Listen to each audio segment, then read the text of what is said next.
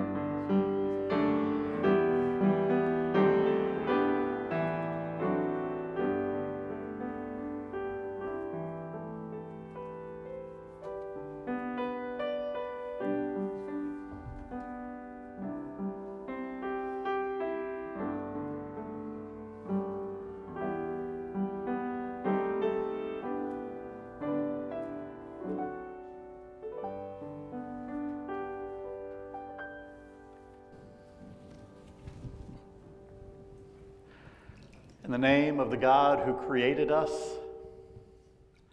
in the name of the Christ who teaches us, in the name of the Spirit who journeys alongside us throughout our lives, welcome home, children of God. Peace be with you. Good morning and welcome to First Presbyterian Church this morning as we gather together as God's people in God's name, gathering both here in the sanctuary and online. It is good to be together, and I welcome you here in whatever form you are joining us this morning. Thank you for the gift of your time today. As we do every Sunday, of course, we'll tally up people who are in here, and thanks to our media crew upstairs. For those joining online, if you would please take a moment and just in that YouTube chat, check in and say good morning. Let us know you're here. We'll add up everybody who's in person this morning, online this morning, and give $1 to a local or international ministry. This is the first Sunday of the month, and every first Sunday of the month, our tally goes to Loaves and Fishes. It's a local just feeding ministry here that helps provide hot meals to folks throughout Carter County 5 or 6 days a week. Not only do we support them financially, and we'll do that by giving $1 for every person worshiping this morning, we also help provide casseroles on the second Sunday of each month, and so that's going to be this coming Friday, is that the 11th, I think? Trying to do the calendar in my head. This Friday the 11th, we need about 15 casseroles total, good-sized casseroles, to have enough to feed everybody. I think we're doing pretty well this month, but we can probably always use one or two more. I don't see Kathy or Julia here this morning to confirm. But if you are able to help support that ministry by the gift of some homemade casserole or store-bought casserole that you can heat up, if you could let Kathy Wing or Julia Rogers know, we'll make sure we have enough to feed everybody on Friday. Otherwise, thank you to everybody for helping to support that ministry just by the gift of your presence this morning. Remind us we're continuing with our COVID protocols. Everybody's got masks on this morning. Thank you for that. Our spacing out, not spacing out in that sense, sorry. Maybe you do that too during my sermon, I don't know, but spreading out through the sanctuary as we give some space to one another. But there's also a notebook in the back where you can put your name and phone number on that. And in the hopefully unlikely event that find out that somebody who was here this morning turns out to test positive for COVID, we will use that contact sheet to let folks know so that you can also get tested and quarantined and all those things. I'm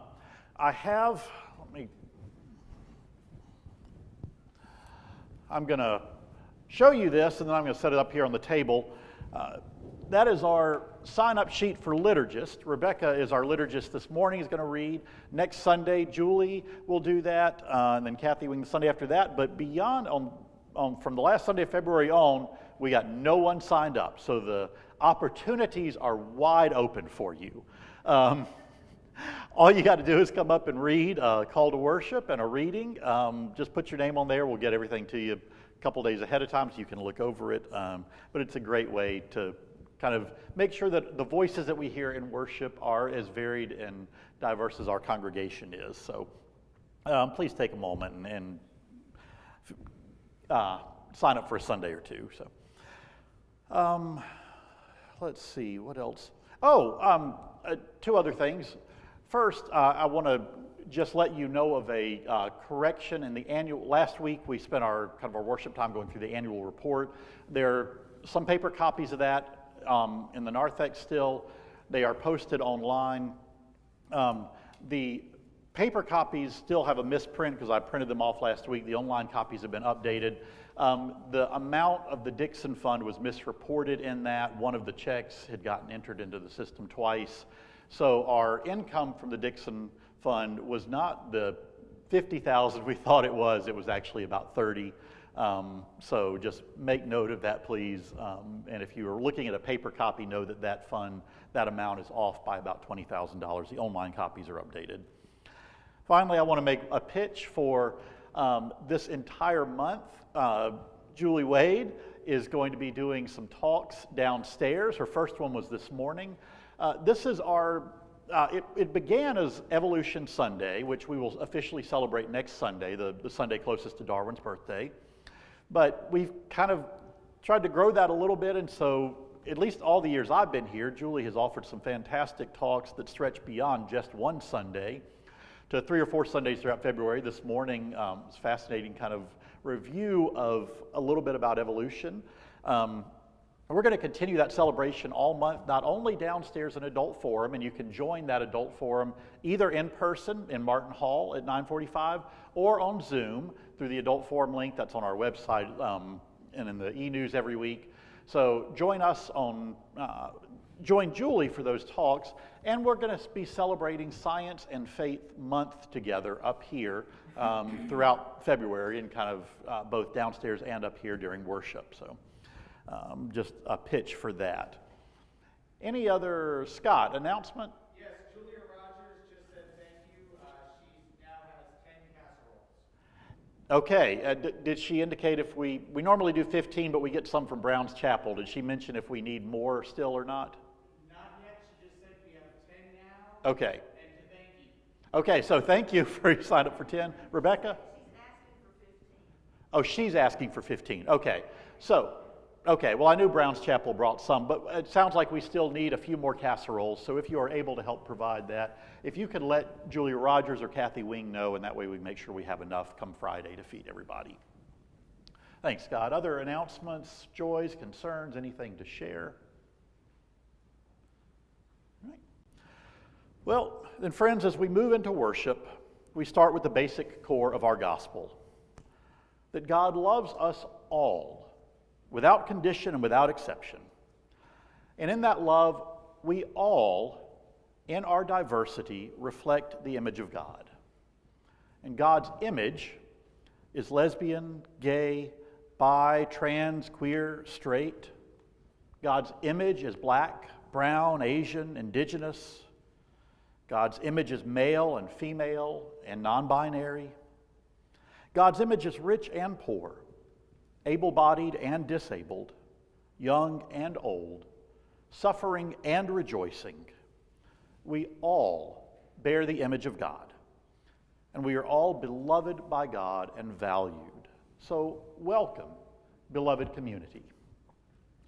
We give thanks for this ancestral Cherokee land on which we are gathered this morning, and for the loving waters of the Doe River watershed that nourish us. As we enter this time of worship, we pledge ourselves to work for truth and reconciliation among all peoples, and to respect creation in all that we do. So, beloved community, let us worship God.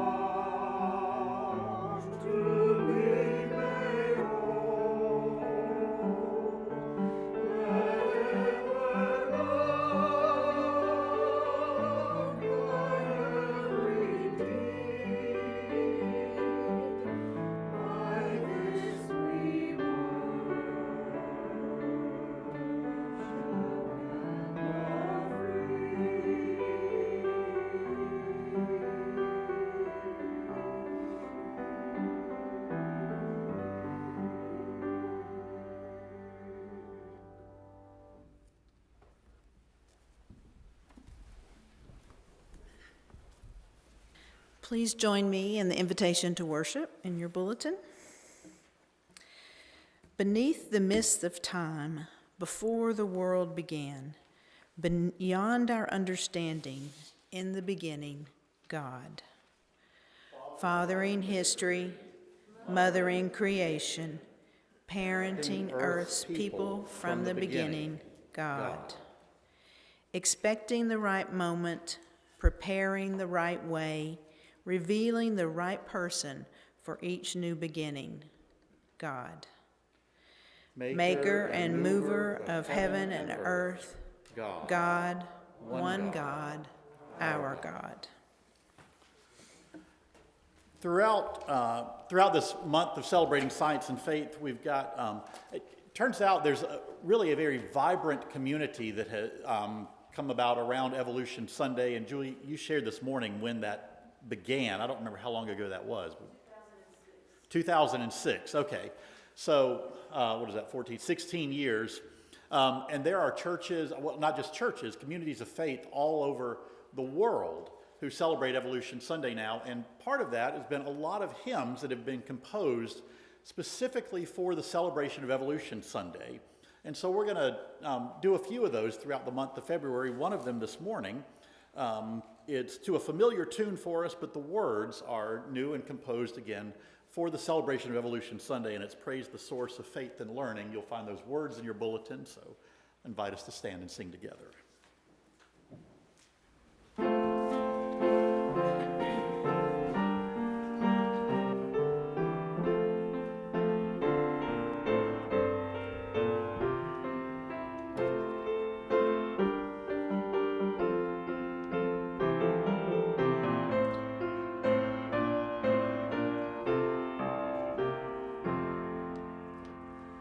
Praise the source of faith.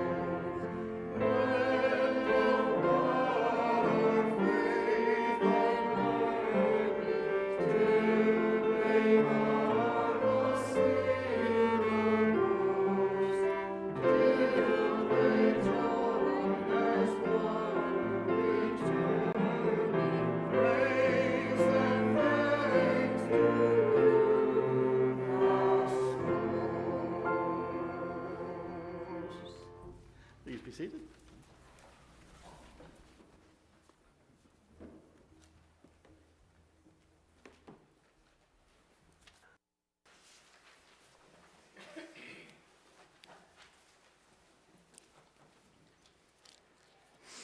Well, at this time when we are thinking about evolution and the grand march of history across billions and billions of years, a wonderful counterpoint is to return to this present moment, which has no history whatsoever.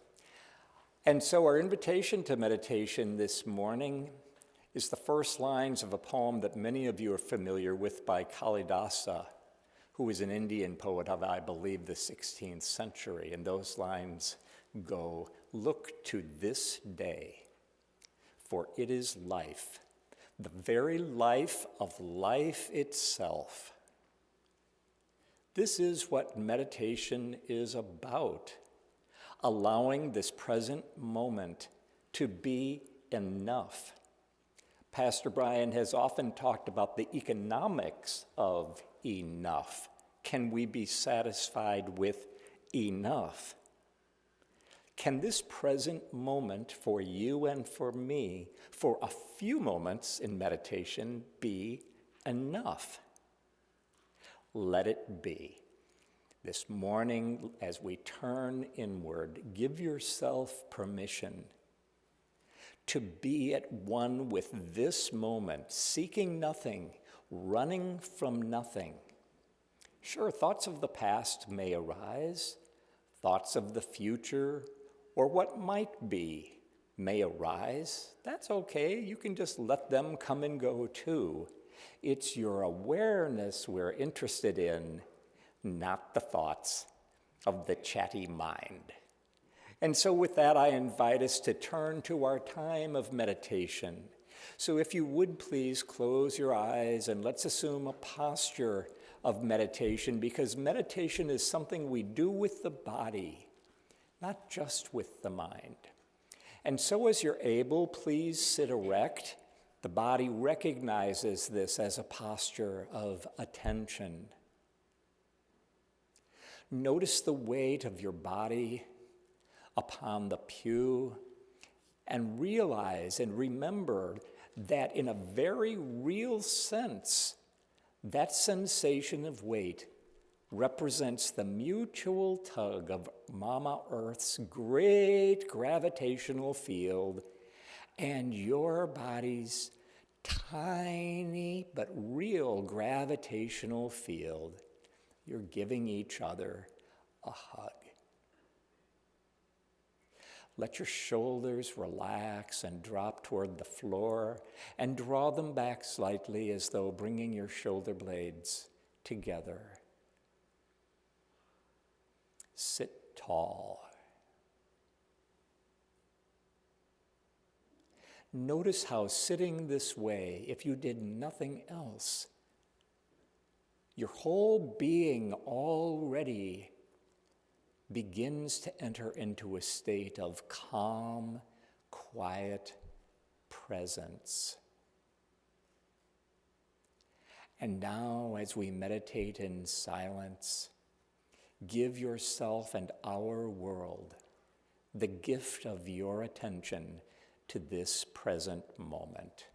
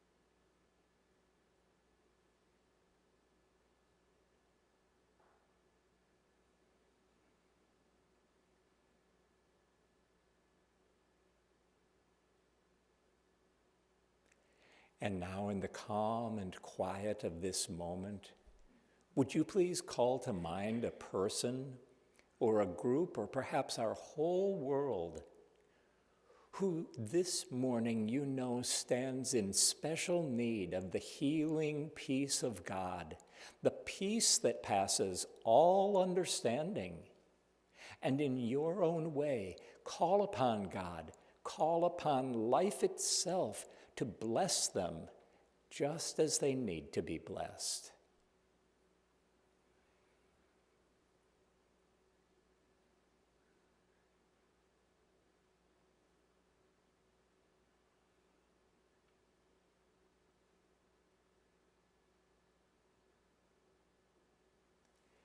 Amen.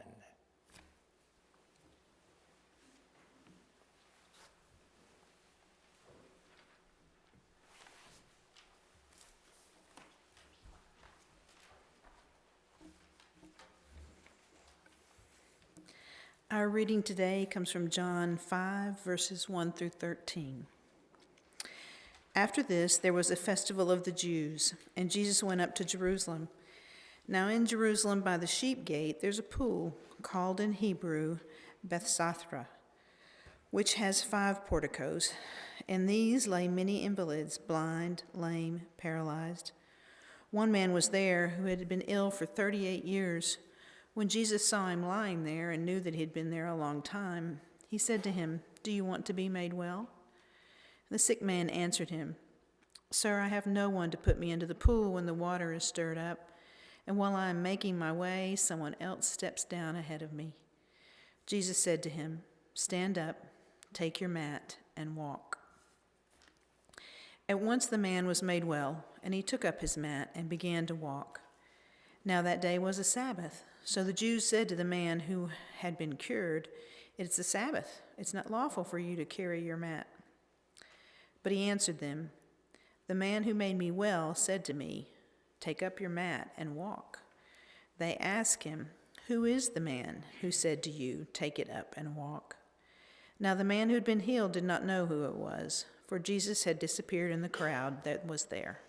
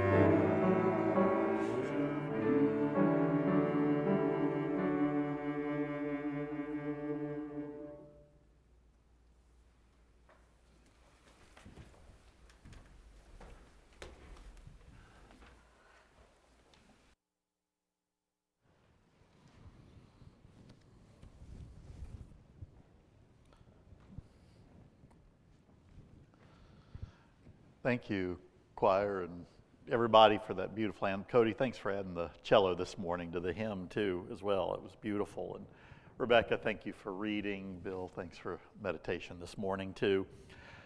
As I mentioned during the announcement time, we're kind of kicking off Science and Faith Month here, both with Evolution Sunday downstairs throughout the month and with what we're doing up here. And so I thought, well, let me kick that off with especially in thinking about our reading this morning that Rebecca read for us, kick it off with a great quote that I love from a famous scientist, one of the most famous scientists of our generation, Albert Einstein. Insanity is doing the same thing over and over again and expecting different results. Anybody heard that quote? Anybody heard it was Albert Einstein that said it? It wasn't. I learned that this week because I was all excited about an Einstein quote to begin with. No, that was from mystery novelist Rita Mae Brown, who wrote that in 1983 in her mystery novel Sudden Death. But I'm going to start with it anyway because I like the sentiment of the quote, and it's a good kickoff for these next few weeks when we are exploring together the intersection of science and faith. And I'll use it even if one of the greatest scientists of our generation did not actually say that quote. So if you were downstairs this morning or joining us online this morning for Julie's talk, she kind of kicked it off talking a little bit about evolution, and then I think certainly next Sunday, and as we get into that, we're going to talk specifically about communication and plant evolution through mycelium. I'm really excited about that. It comes from or I don't know if most of your talk came from The Hidden Life of Trees, but that's where my sermon next Sunday came from. It was a fascinating book. So I encourage you to join us for that online or in person, wherever you can, downstairs and then upstairs during the worship hour. And as Julie shared a few minutes ago, this kind of began in 2006 with the first Evolution Sunday.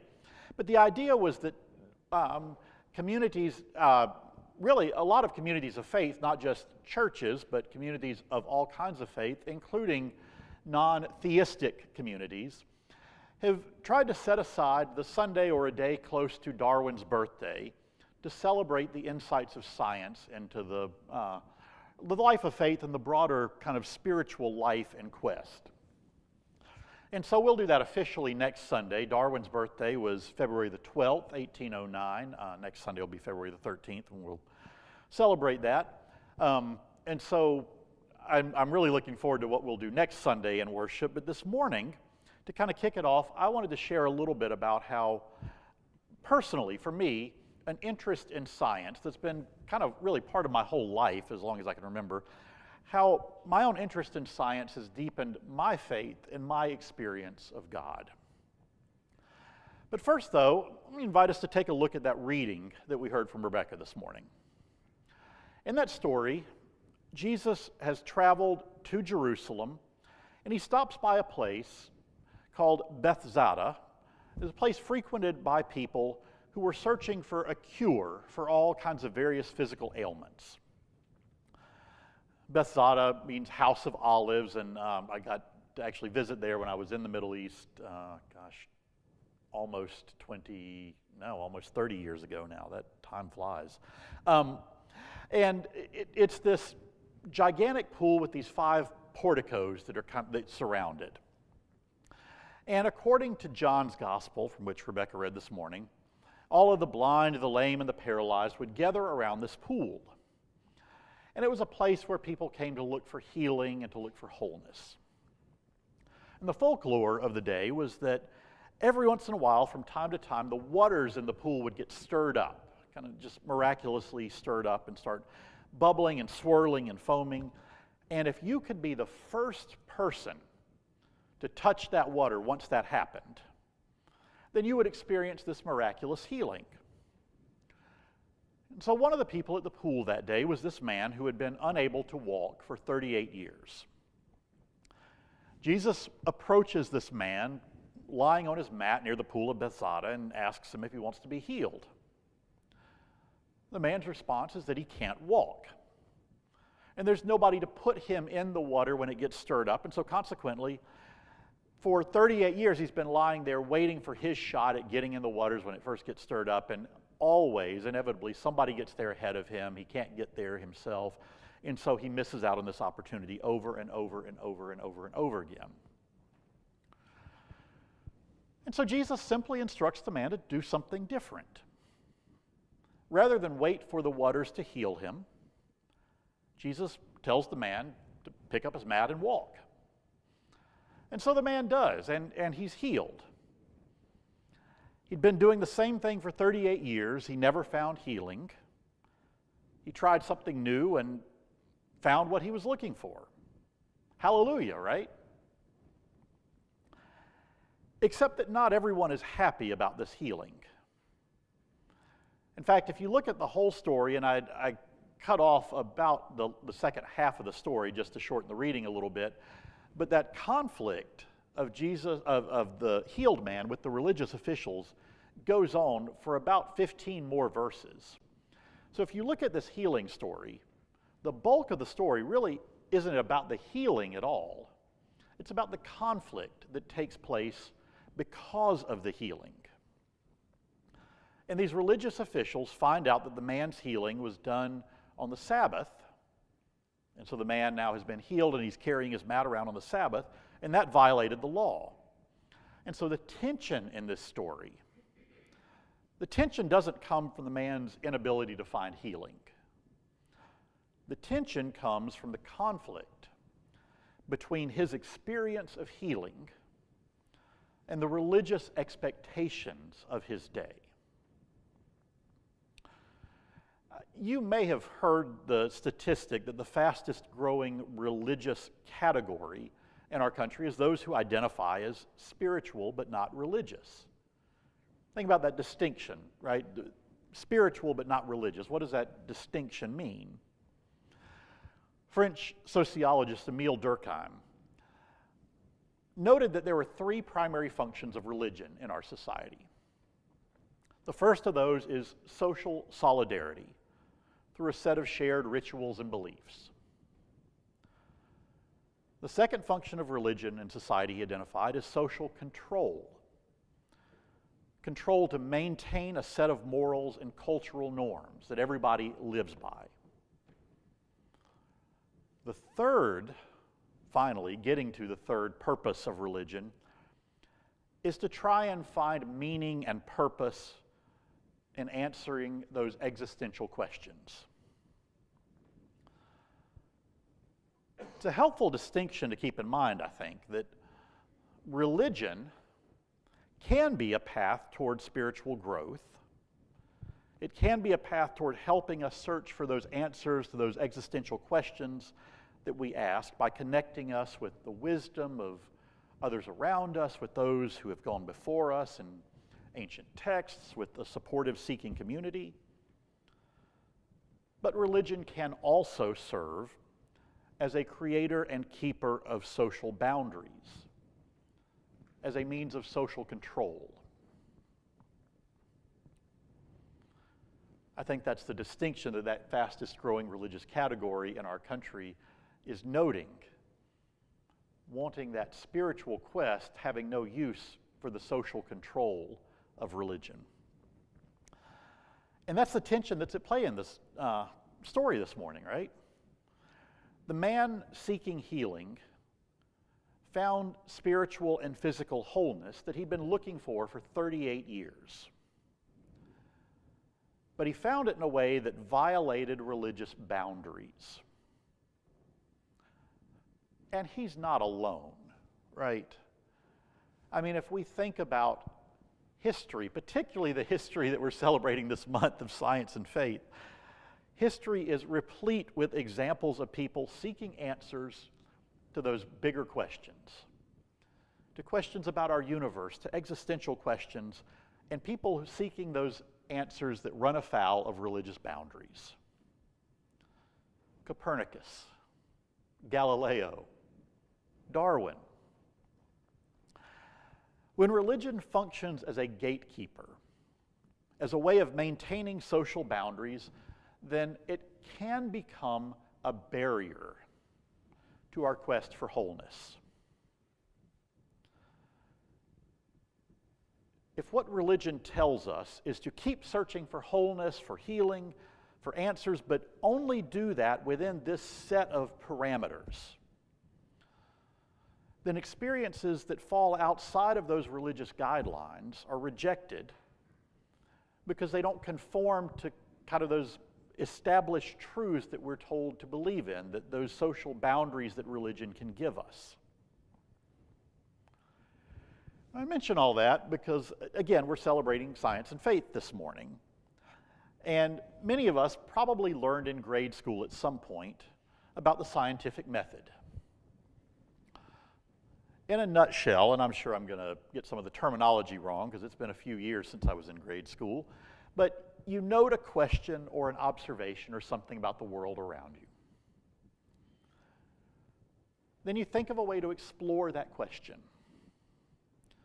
Make note of the data, make note of what you experience, pay attention to what you learn, and then follow that data to refine your hypothesis and test again. So be open to things, take in information, and then be willing to follow where that information leads, even if it doesn't lead you in the direction you thought that it was going to. So that process of experimentation, of rejecting things that don't follow the evidence, that process throughout history has helped to lead humanity toward deeper understanding and knowledge, including knowledge in our pursuit of those existential questions. But part of that scientific process means letting go of what we think we know, even if it doesn't seem to be working. And that can be a frightening proposition, I think, especially frightening when we're talking about our relationship with God. More so if our view of God is one in which God holds the power to affect our lives, to punish us for our misdeeds, to condemn us to hell for eternity. 10 years ago, really almost exactly to the date, 10 years ago, on March the 3rd, 2012, this church sent an overture to Holston Presbytery. If you're not Presbyterian or don't know much about it, there are 62 churches in this region that are all part of Presbyterian churches that are all part of Holston Presbytery, and we come together to decide and do things together, the larger church. And so about 10 years ago to the day, on March 3rd, this church sent an overture to Holston Presbytery asking that the Presbytery designate the second Sunday of February as Evolution Sunday, exactly what we're going to celebrate next week. Turned out I was moderator of Holston Presbytery at that time, so I was the one kind of in charge of that meeting where that debate came up. And I still, 10 years later, remember quite vividly the impassioned discussion around that overture before it was soundly defeated in Holston Presbytery. Oh, by quite a wide margin. But I also remember that at least 2 commissioners left that meeting in tears because the discussion was so upsetting. The idea of being open to this kind of methodology of celebrating a new insight, celebrating something that broke those religious boundaries was so upsetting to so many people there that it left an impression that has stuck with me for 10 years. I mean, I can still see the room where that debate took place. I can see the faces when John Shuck got up to read that overture and people getting upset and walking out of that conversation. And I share that because the fear of embracing new ideas, the fear of embracing new ways of learning or new insights that might lead us to a deeper knowledge of those existential questions, to a deeper experience of the divine, those fears of breaking religious boundaries are still hauntingly present in so many churches and religious institutions. And one of the reasons I was drawn to this congregation was because of that presbytery meeting. And it's still one of the reasons that I love this church and I love what we do here. Because we don't see our embrace of science or of wisdom from other religious traditions, we don't see that as a threat to our faith or our church, but as part of our pursuit of a deeper knowledge and truth.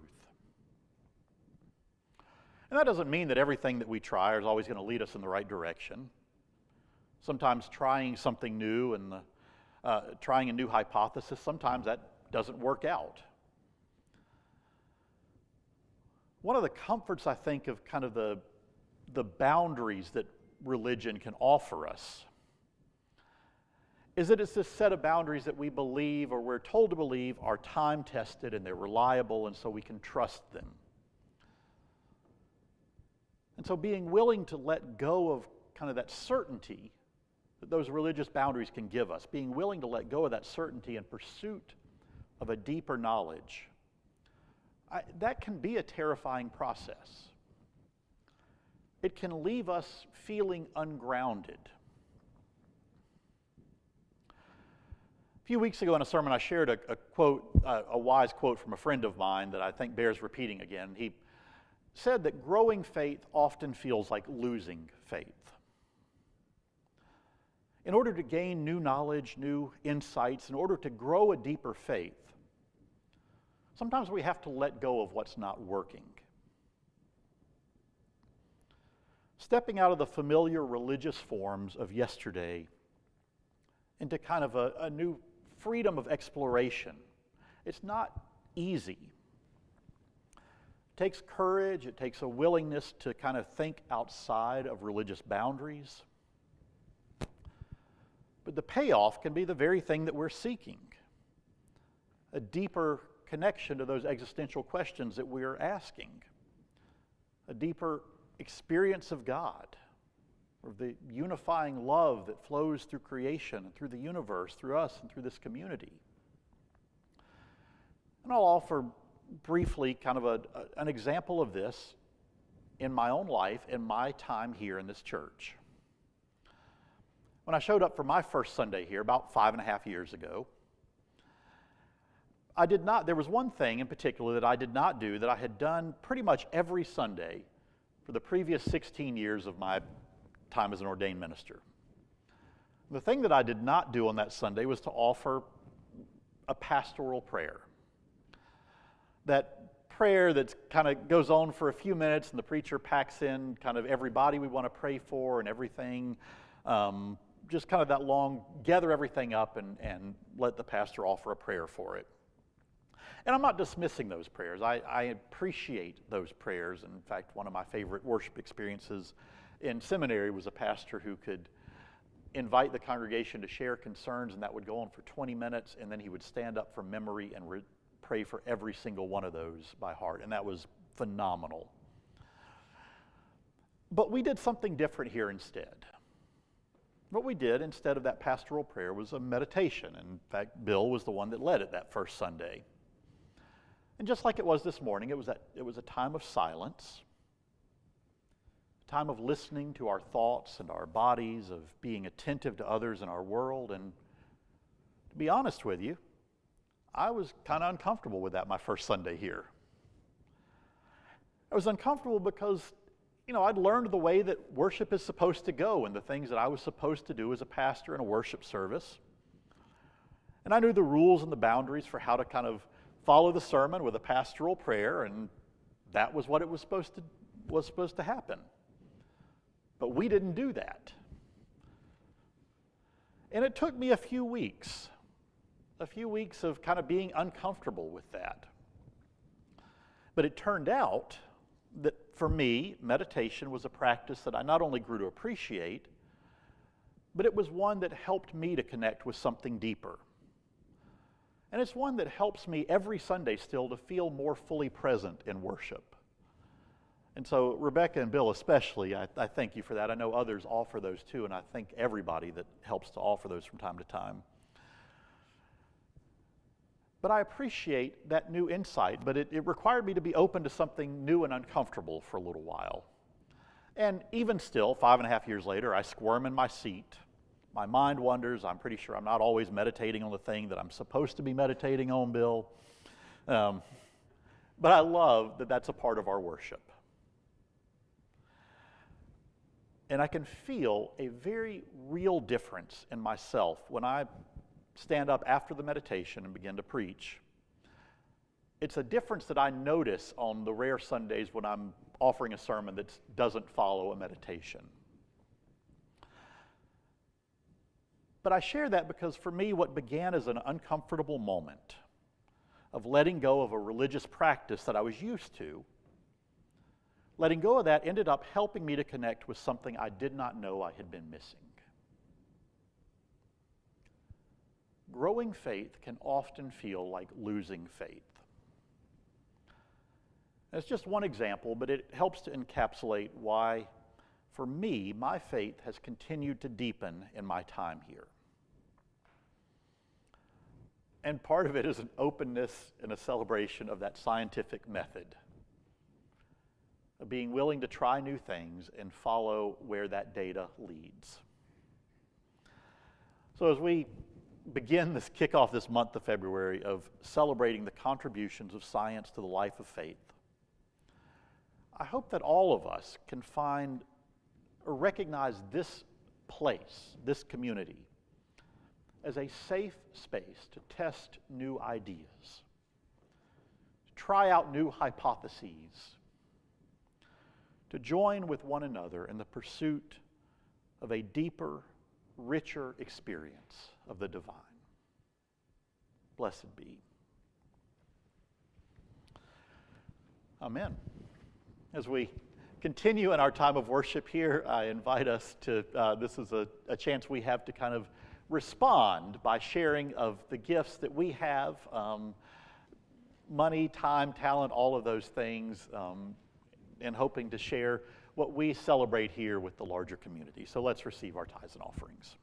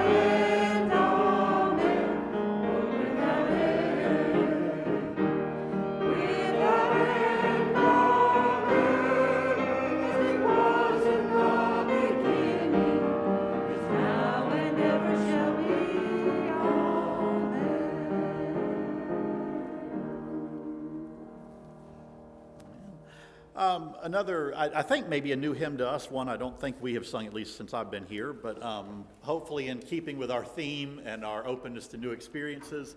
Number 684 in your purple hymnals, Faith Begins by Letting Go. Let's remain standing and sing.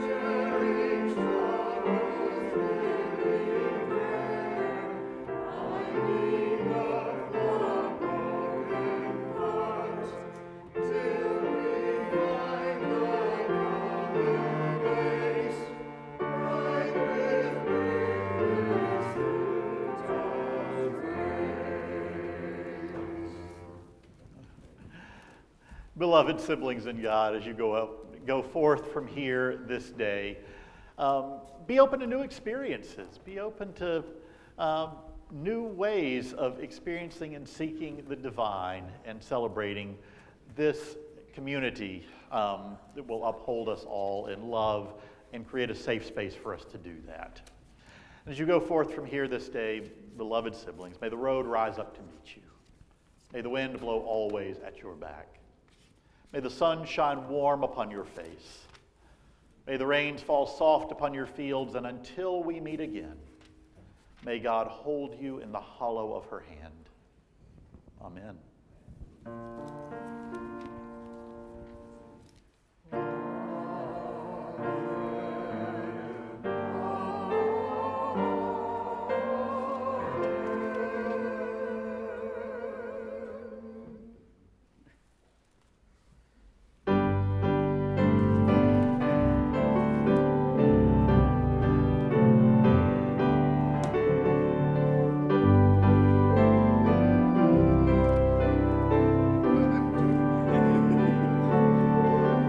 Once again, thank you for joining us today here at First Presbyterian Church, Elizabethton.